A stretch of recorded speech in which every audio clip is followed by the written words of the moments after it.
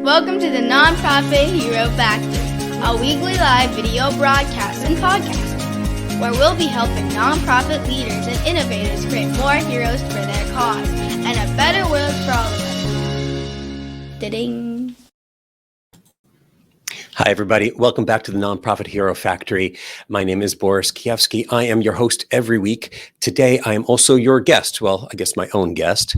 I wanted to do a special episode, if you will, one where I'm going to be talking about the latest trends in the online space and how they affect nonprofit websites.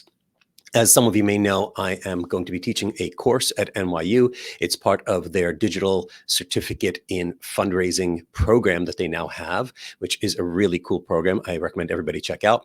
And starting February 2nd of this year, 2022, and hopefully then again some other semesters, I will be teaching how to develop high impact websites for nonprofits, really rooted in storytelling, although also, of course, getting into some of the technology. But what is the strategy of building a website for a nonprofit that's going to have high conversion rates so that you don't lose that many visitors when they come to your website, and instead get them to take the actions you want them to take, the actions we all need them to take to create a better world for all of us. So I wanted to share a presentation that we recently did in promotion of the program. I did it with co-host Liz Nganzi, who is actually the creator of the program at NYU and a good friend of mine. We did it as a LinkedIn Live. It got some great reception and some really interesting questions. So I thought it would be wonderful to share it with all of you guys, my listeners. I am doing an on-screen presentation. So if you're watching this on my website or on YouTube, you can see the presentation. If not, you should head on over to NPHF, Nonprofit Hero Factory, .show. I should know my own website. nphf.show/EP as in episode 44. And you'll get all of the show notes. You'll even be able to download this entire presentation, as well as some other resources that I'm going to recommend. With that, let me go ahead and share my screen and get started on this presentation. All right, so nonprofit websites in 2022, what's new and 5 things to do. Let's get started. First of all, what's new? What happened in 2021 and what to expect in 22? And I broke this down into 5 things as well. The first is more noise. Everyone shifted everything online in 2021. You guys know that it all started with the pandemic in 2020. People were scrambling, not sure what to put where. Then in 2021, people thought, well, we're going to go back to normal, whatever that might look like going forward. And it didn't really work out that way. At best, things went hybrid, but everything shifted online. There was a lot more noise. 80% of business-to-business marketers say, that their website is the most widely used channel for driving virtual events registrations. Well, virtual events, as you know, became the most popular thing to do in the last 2 years. Besides that, though, social media has had a huge explosion. And I don't just mean TikTok, but everyone went online to meet with their friends, right? Whether they were trying to do chats on Zoom or catch-ups on Zoom, or they were doing it on social media to see who's doing how, whether they were even posting their status updates about COVID and how they felt about it, or if they were actually sick with it. Well, at the same time, over 160 million businesses use Facebook every month to communicate with their audiences, and 93% of social media marketers use paid Facebook ads. What does that mean? That means even though you're trying to communicate with your friends, or you are trying to communicate with your nonprofit's audience who have said that they like your work and want to hear from you, you're competing for those eyeballs. Facebook is a complete pay-to-play platform. And as such, it's incredibly difficult to get your message across. The average cost per action, CPA, we call it, for Facebook ads across all industries went up to $18.68. Now, that's not just to get them to click on something, but to actually get them to go through to your website, for example, to take some sort of action that you want them to take, but not even necessarily a donation. This is just to get them to do something. The average click-through rate for Facebook ads, less than 1%, 0.9%. So it's an incredibly noisy and competitive landscape out there. Podcasts. I love podcasting, and hopefully you're enjoying this podcast. Well, there are 850,000 active podcasts at the moment with over 48 million total episodes. So thank you for those of you that are listening to this as a podcast for devoting some of your time to listening to this show. I'm very glad that it is helpful to you guys and informative to you, that you're devoting some of your time and spending it with me, even if, like me, you listen to it at 1.5x or 1.6x. Luckily, I do talk fast because I'm a New Yorker. And then there are events. As I mentioned before, virtual events increased in popularity by 35% from 2020 to 2021, and they're not slowing down anytime soon. Video has become increasingly popular as the barrier to entry for video has lowered. So inversely has the number of hours of YouTube video uploaded every minute. It is now 500 hours, more than 500 hours of video just to YouTube is uploaded every minute. That's not including TikTok, Facebook, Instagram, LinkedIn, Snapchat. Everywhere that you might be looking, everywhere that anybody might be looking, video is getting very, very saturated. So those are the noise concerns. Well, there are also website concerns, of course. There are more websites and more content up on those sites. There are currently 200 million active websites. That's not counting all of the websites that are just sitting there that have been semi-abandoned, or domain names that are registered and no website is up there. This is actually websites that are currently up and active, with 56.5 billion web pages indexed through Google. Now, of course, this includes social media pages that are indexed and other non-corporate or individual websites, but greater conglomerate sites, if you will. But consider how much noise there is and how much competition there is for attention, even when somebody is Googling information about something that you guys are experts on and you're hoping that they find you.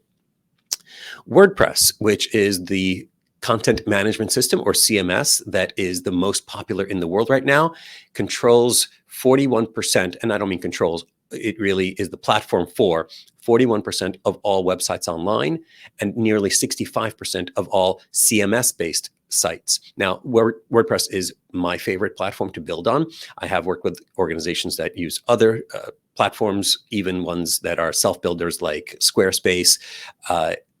At the same time, WordPress is much more powerful, and because it is more powerful, it is more popular, and it's easy enough to use.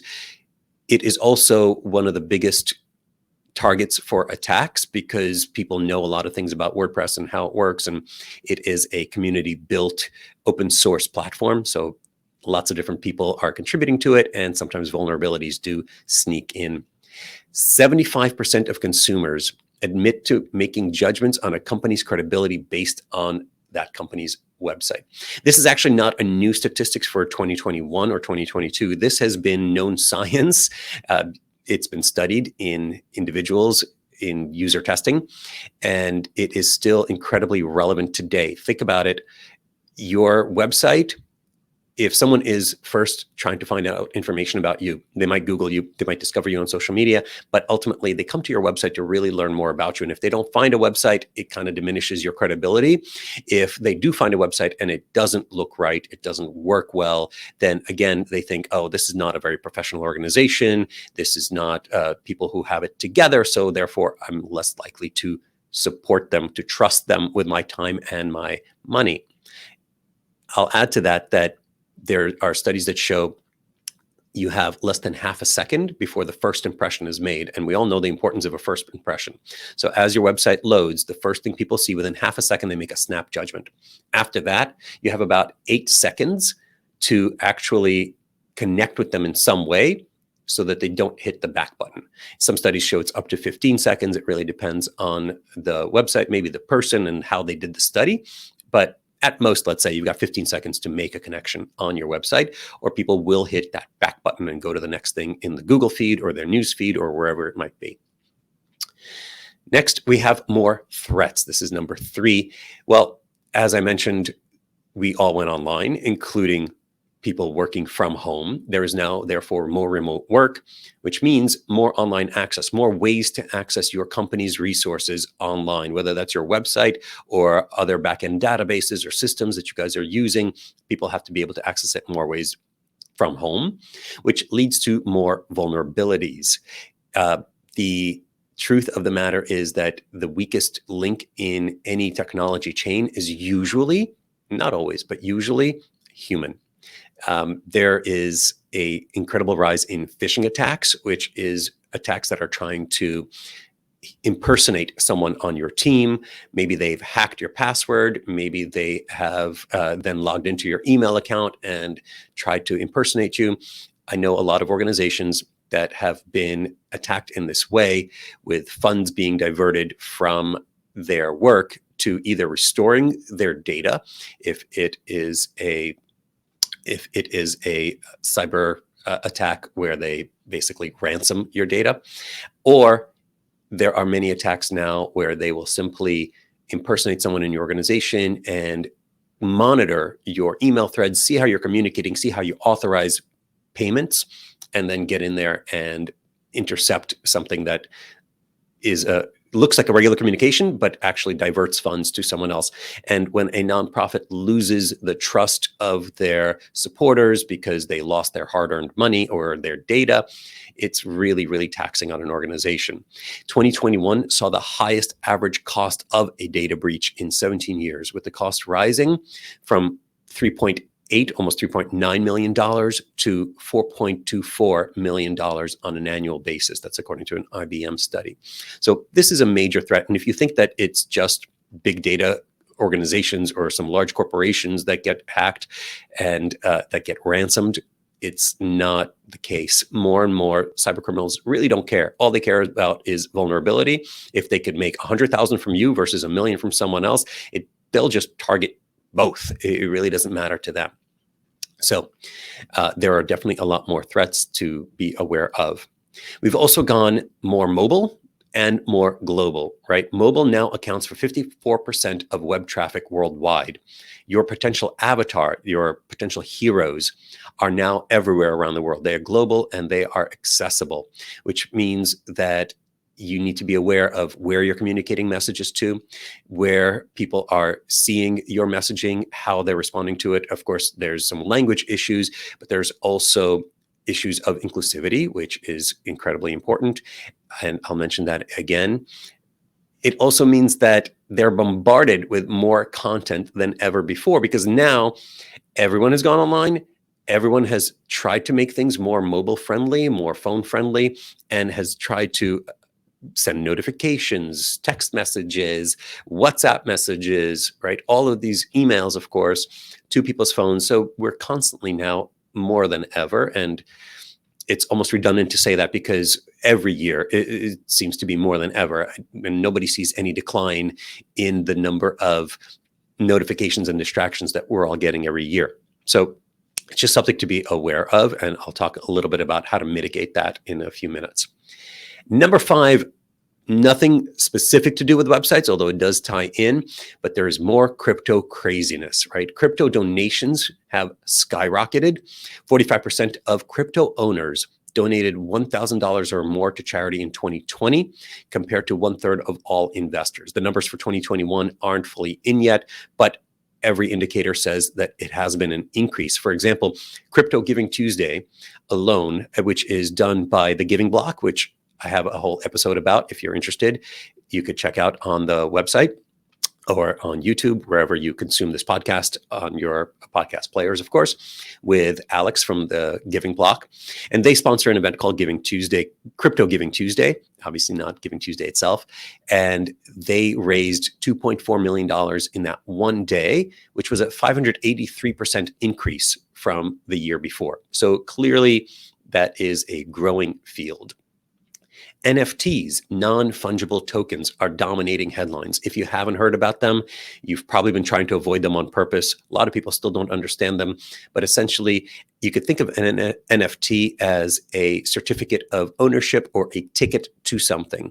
So it is not an actual physical object, and it does not register a copyright or anything like that, but it identifies you as the rights holder to a particular object. And it could be a work of art, it could be a course, it could be anything that is digital or even physical. Sometimes NFTs really confer rights to something that's physical out there.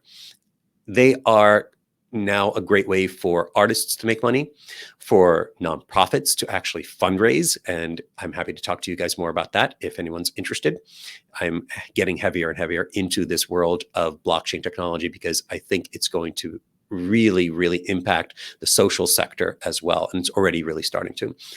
All of that, cryptocurrency and NFTs, are built on blockchains, and the blockchain is the foundation of what is being called Web 3.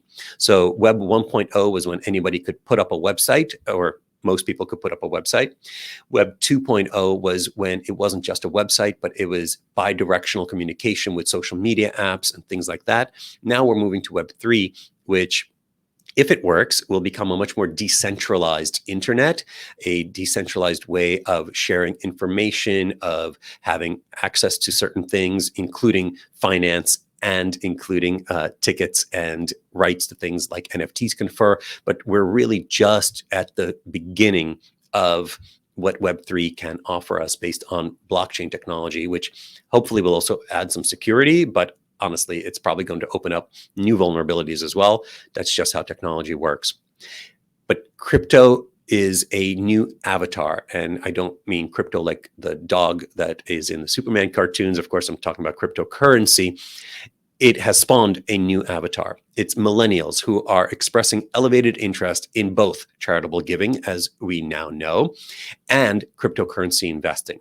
They are the largest group of cryptocurrency investors at the moment, and they feel a need to give back to social causes.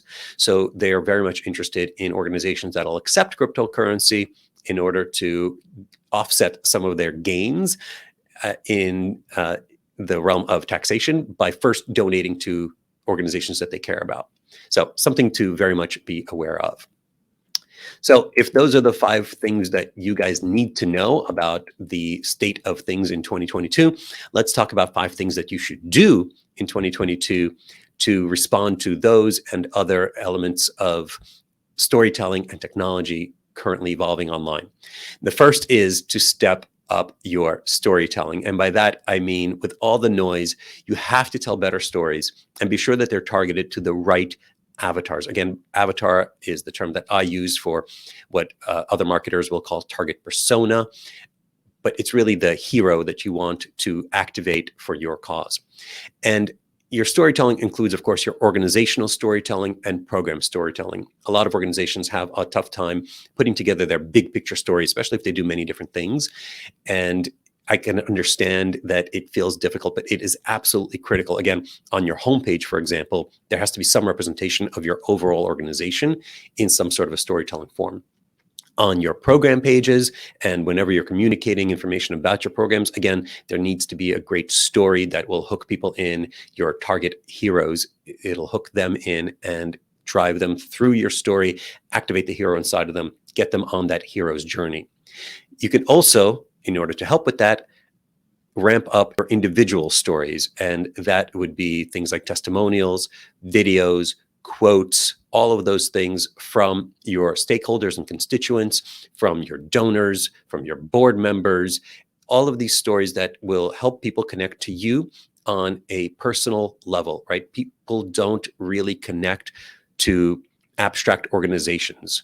Sure, you might have an affinity towards IBM or Nike or some big brand, but if you really want to connect with someone, that's what you're going to do. You're much more likely to connect with a person than an idea of a company.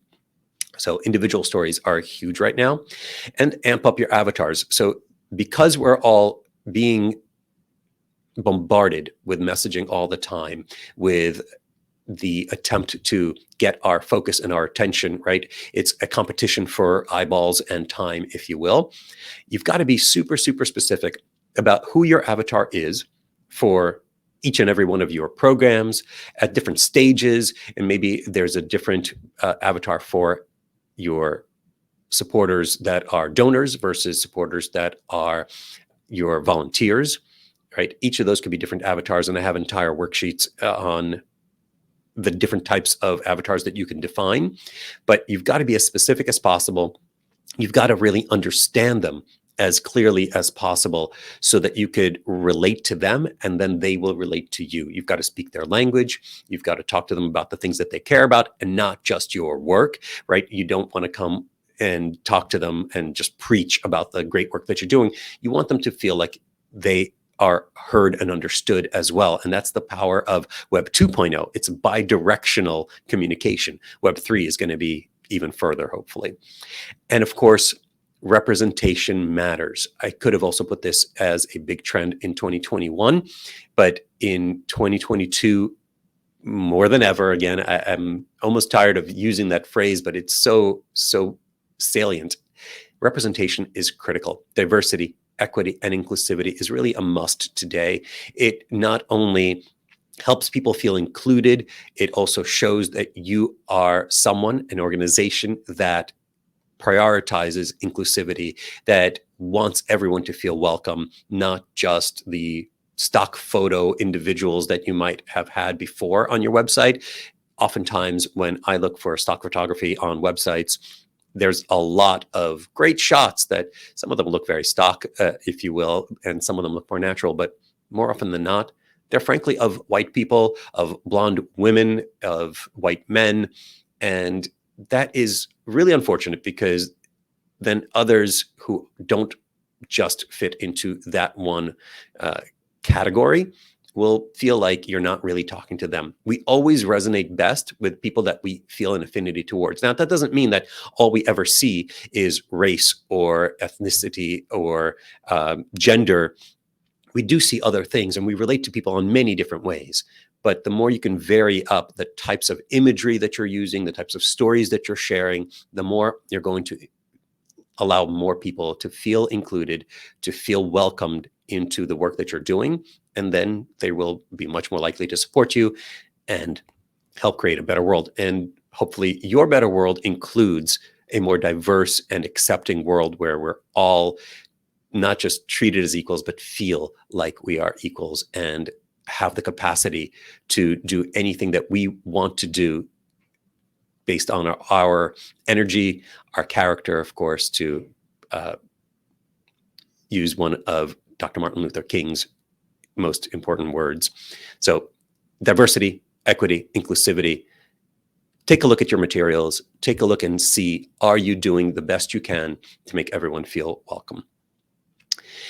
Number two, we talked earlier about the increase in cybercrime. Strengthen your security. More so than other types of businesses, nonprofits live and die on trust. As I've said, I've worked with organizations where that trust has been broken, sometimes through no fault of their own, often through no fault of their own, except that they let something slide and therefore something bad happened. And it takes a lot to regain the trust of supporters. Oftentimes you're going to lose a lot of them. They're going to either move on to another organization that's doing similar work, or even worse, they might lose faith in the nonprofit system as a whole, feeling like they're wasting their time and money. That's the worst thing that we could do for the entire do-good community. One of the things you could do, of course, is turn on multi-factor authentication. It's not expensive. It is a pain in the butt. I agree. I have resisted in some cases from turning it on. I always have super secure passwords, but I have now converted everything to multi-factor authentication, certainly for my clients, but also for my own peace of mind with my own accounts. It's absolutely vital today. Any roadblocks that you could put in the way of a hacker is going to discourage them much more than just a random password or something that they might encounter less security on another account and therefore move on to them, because they're going to also try to take the path of least resistance. Next, train your staff on protocols. As I said earlier, the weakest link in most technology security chains is actually human beings. We are not naturally predisposed to understanding cybersecurity. We're not naturally predisposed to understanding security in general, but we could see it in the physical world. We know to lock our doors, at least most of us do in most communities. We know to hit the lock button on our cars as we're walking away. But when it comes to cybersecurity, we don't see it. It's not as tangible and therefore real to us. But believe me, when you get hacked, if your social security gets hacked, or if your organization's website gets hacked, it becomes very real very quick. So train your staff on protocols so that they know the best practices. And as I mentioned earlier, passwords are still one of the weakest entry points. I cringe when I am working with clients and they send me credentials to log into something, and I see that it's a very simple password, like their organization initials with the year that they're working. Well, guess what? There are a lot of very smart AI bots that will go in and they will plug in thousands of combinations of keywords and dates and numbers in a second to try to get access. And if you happen to have a password that's a combination of any of the most common terms that they know to try, you're going to get hacked, and you're going to get hacked quickly and not even know it. So most people don't want to use very complex passwords. If you use a password manager, and the one I use is KeePass, I'll link to it in the show notes for this as well. It's free, it's open source, it's very secure. All you have to do is remember one, preferably very complicated password, and then it'll generate for you all kinds of passwords. It'll even let you keep them associated with specific websites. You can then click and it'll open up the website for you. It'll populate the username and password for you. So you never have to even remember them. All you have to do is remember your one master password. I love KeePass. I'm not plugging it as this is the best tool out there. It's the best tool for me. Anything, though, is better than a spreadsheet or a piece of paper with your passwords on it. So use a password manager, whatever that might be. Then mobilify your message. This is number 3 in 5 things to do. Okay. As I said before, your avatars are everywhere. Your stories reach them on their phones before anywhere else. So a few years ago, it was all about mobile-friendly design, where you wanted your website to look good on a mobile device, but you were first using desktop to create the website, and it looked best on website. Well, now 54%, I think, of all internet traffic is on phones. Not only that, most discovery is on phones. So the first time that they're going to find out about you or something that you want them to see is going to be scrolling through Facebook or LinkedIn or TikTok or whatever it might be on their phones. They're going to click through, hopefully, if you're telling a great story and telling them something that they're talking to them about something they're interested in, piquing their curiosity and they want to learn more, they're going to click through. If they click through and reach a website that is not great looking on mobile, they're going to say, oh, maybe I'll come back when I'm on my computer later, or they're just going to go back and forget about it. Either way, you've lost a potential hero. You've lost a potential action of support that you worked hard to get. So today, it really should be mobile first, even if most of your donations still come on desktop, and they do. Today, still most donations come through desktop. That might be because it's still too difficult to donate on mobile. So think about what you can do to make that mobile experience easier. Design for mobile first. And in line with video and mobile, create vertical video. So I am a recovering actor and filmmaker. I've always been taught, make landscape 16:9 is the standard high definition aspect ratio, make landscape video. And I still do. This episode right now is being filmed in landscape in 16:9 format. However, on social media, I'm then going to reformat some of this video into vertical, into square, so that I could put it on Instagram and some other platforms, Facebook even, where people are going to be able to consume it in a more mobile-friendly format. You can, though, go straight to vertical video at this point. If your messaging is more personal and direct, you can just start on TikTok or start on Instagram video and get your message recorded there and then adapt it for other platforms from there. So really think about vertical video as your, if not primary, then a secondary must for your work. Number 4, simplify support. So I still unfortunately see a lot of organizations limiting the experience, limiting the ways that I can support them. For example, you might not be accepting cryptocurrency still. You might require people to jump through several hoops to fill out a lot of information. Make it as simple as possible.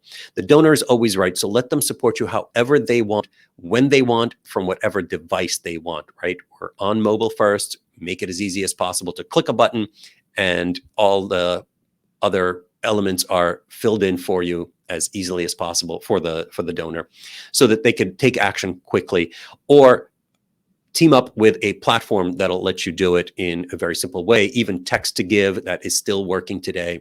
So be as accessible from a supporter perspective as possible. Remove all friction. Take out any additional steps that people have to make that are not absolutely necessary. It's much better to follow up with somebody afterwards than to ask them too many questions and lose their information beforehand, lose their donation beforehand. There is a common now known aspect of psychology that comes from behavioral economics and behavioral science as a whole, that the best way to get somebody to take action is not actually to reward them for it or to threaten them into doing it, but it's actually to remove as much friction as possible so that they are defaulted into it. So assuming they don't object to it, they will just do it. This has been incredibly helpful in all kinds of situations. Governments have adopted this strategy. Employers have adopted this strategy to get people to save more money. So it can really be used for good. And I encourage you guys to do as much of that as possible. Look at what are the roadblocks or hurdles that people are facing before they can take the actions that we want them to take, and remove as much as possible. And reassure with social proof. Again, there's a lot of noise out there. There's a lot of scams out there today, right? People are spamming us with all kinds of offers, and they're attempting to not just get our attention, but also to trick us. So one way to help reassure people is with social proof, which is in the forms of testimonials, which is in the forms of accreditations that you might have, awards that you may have won. Make sure that those are, if not front and center, at least just off to the side, so that if you've got my attention, I'm reading the story, I'm following along, I can then see, oh, there's someone who has done this before me, meaning another supporter or another client, perhaps, who has gone through this process and become a hero with the help of the work that this organization, your organization, is doing. So reassure me with as much social proof as you can. And as I said earlier, accommodate cryptocurrency. It's not that difficult today. As I mentioned before, the Giving Block is a great company that's making this as easy as possible. You don't need to use them. There are plenty of other ways that you could do it, including just setting up your own wallets. It requires a little more technical knowledge, but honestly, it's not that difficult. You can do it and then start accepting donations directly and addressing them like you would any other donation of stock or similar assets. It's not considered a financial donation at this point, because cryptocurrency is considered an investment vehicle right now. And then create more calls to action. Give your audience more opportunities to become heroes for your cause. This is the fifth and final thing that I have to say you need to be doing on your website, and really everywhere, but on your website in 2022. The number one place where you're going to convert your avatars into heroes is your website, because there's fewest distractions. There are fewer things tugging at them in different directions. You have the best chance of telling your best narrative and giving them value before they even think about donating, before you even ask them to donate or take some kind of action. So you've done all the work to drive them to your website. Now give them as many opportunities as possible to become heroes for your cause. And by that, I don't mean overwhelm them. Don't give them a million different options. Give them 1, 2, 3 at most options, but do it frequently on all kinds of pages. Every piece of content you put out, every website page or blog post should have a call to action that is the next logical step for a potential or even an existing supporter to take once they've consumed that content, resonated with that story in one way or another, felt indebted to you for giving them that opportunity and sharing that story with them. Now invite them to action, and do it everywhere. As I said, on every single post that you have, on every single piece of content you put out on social media, there should be some sort of a next step they should take. Now, that doesn't mean that every photo you share should say, now donate. but it should offer a way for people to learn more, to dive deeper into the story if possible. And then, of course, make it easy. Remove that friction. Remove all kinds of psychological friction where people have to think about, oh, do I want to do this or not? Is it too much work right now? Should I come back to it later? Make it easy psychologically, make it easy physically and chronologically, time-wise, as streamlined as possible. Those are the 5 things that you really need to do for your nonprofit website in 2022. I hope you enjoyed that part of it, the presentation. There is one last thing that I do want to talk about, which is the NYU course that I'm starting in just a couple of weeks now, February 2nd through March 9th. We're going to meet once a week. There will be some homework. It's not going to be too crazy, but by the end, you're going to learn how to create a complete website strategy, including formulating your goals, your calls to action, and your key performance indicators, your KPI, how you're going to measure your success. That's one of the aspects that we're going to focus on. Another is going to be creating your target hero avatars and user journeys. We're going to really dig into how to identify your ideal heroes and in a way that's going to resonate with them, that they're going to want to take action, that they're going to raise their hands, and then we're going to guide them down their hero's journey, which is a user journey in technology. We often call it that on apps and websites. So how we're going to guide them through that process, that journey to becoming a hero in their own world and, of course, in the mission of your organization. We're going to talk about the hero page framework for all kinds of landing pages. This is a framework that I developed, adapting storytelling structure specifically to nonprofit website landing pages, how to get that attention quickly so that they're not going to jump off within 15 seconds, how to then get them engaged and working down that page and taking the actions that you need them to take. We're going to talk about and formulate your organizational storytelling Hollywood story framework. And by that, I mean, how do we figure out that big picture from your mission to your work, including all of the different things that you do, if you do more than one thing, or if you're planning on expanding, or if you're just doing the one thing, what's that big picture story and how do we tell it in a way that still resonates with our individual avatars, right? You can't talk company to person. You've got to speak somehow on a direct storytelling, personal level narrative. We're going to create homepage storytelling wireframes and donate page storytelling wireframes. So you don't have to be a designer. You don't have to be a web developer to take this course and to learn a lot from it. In fact, this is really targeted for people who are in development, in communications, in marketing, that don't necessarily have those IT skills. If you do have them, great. It's going to take you to a whole other level.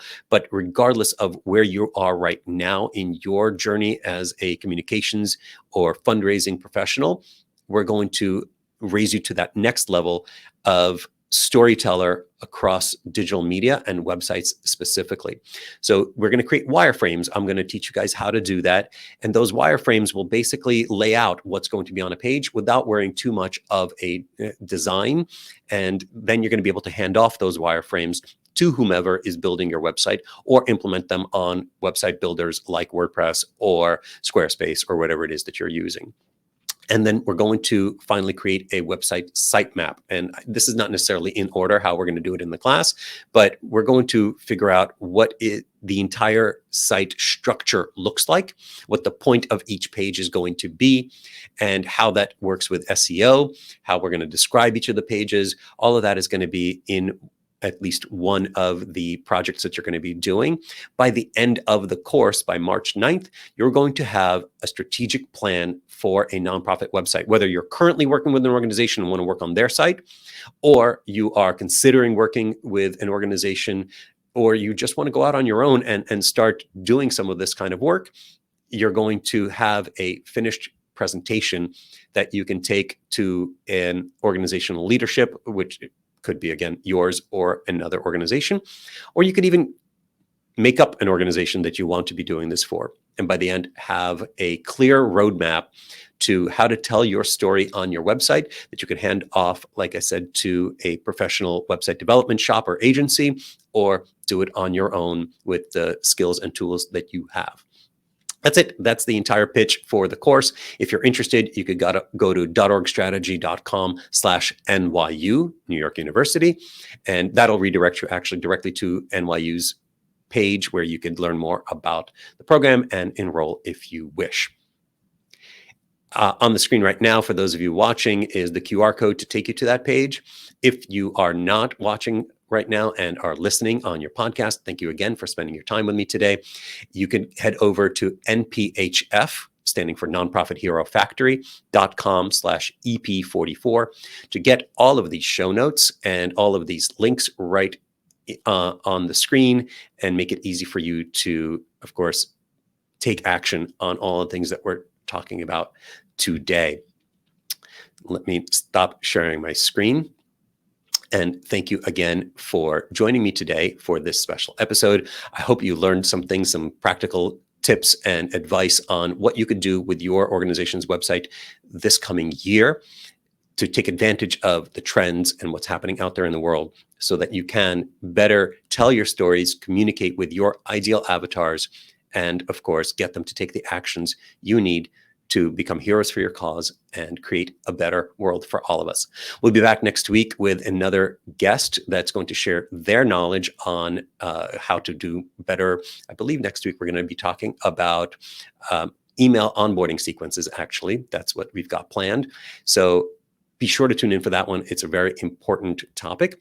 Until then, thank you again for joining me. If you like this show, please, please, please, this is my call to action for you. Leave us a review on iTunes or your favorite platform, wherever you're consuming this content, so that more nonprofit professionals can discover this show and learn from experts, not just me, of course, on how they can do more and have a greater impact on the world. Bye-bye, everybody. Thank you all for watching and listening to the Nonprofit Hero Factory. We hope this episode has given you some ideas and strategies for creating more heroes for your cause and a better world for all of us. Please be sure to subscribe to this show on YouTube, Facebook, iTunes, Spotify, or your favorite podcast platform. And let us know what you think by leaving a review.